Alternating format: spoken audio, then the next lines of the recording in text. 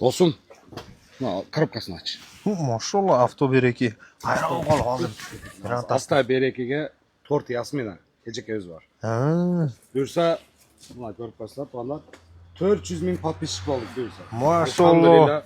Biroq bu kunga cheyin kelgan narsa, to'g'onlar bu birinchi Alloh taoloning qal'osi bilan, anan естественно, sizlarni podeshkanglar bilan, sizlarni jardaminglar bilan, sizlarni qo'llanglar bilan, to'g'onlar biz uşu yerda turib dostum elning bardığına chin yürekten çok razıçılık bildiremiz.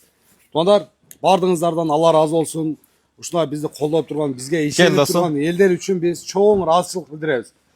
Ayrıca bizde uşunday suyunuşumuzda bizga mınday belek bilan kelgan Tort Yasmin deb auditoriyasini biz atmetkada qilib qo'yamiz. Bu ejekabizga отдельно razıçılık bildiramiz. Do'stim elga bir razıçılık aytaymi o'zim. Hammaga rahmat. Akalar, 400 ming bo'lish oson bo'lmadi. Faqat sizlarning yordaminglar bilan va Allohning xohlosi bilan bo'ldi.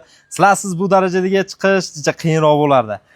Tort Yasminaga kattakon rahmat va u qatorda butun musulmon eliga, Qirg'iziston xalqimizga rahmatimizni aytamiz. Sizlar sabab va sizlarning qo'llashinglar bilan shu darajaga yetib keldik. Foydamiz tegayotganidan juda ham xursandmiz.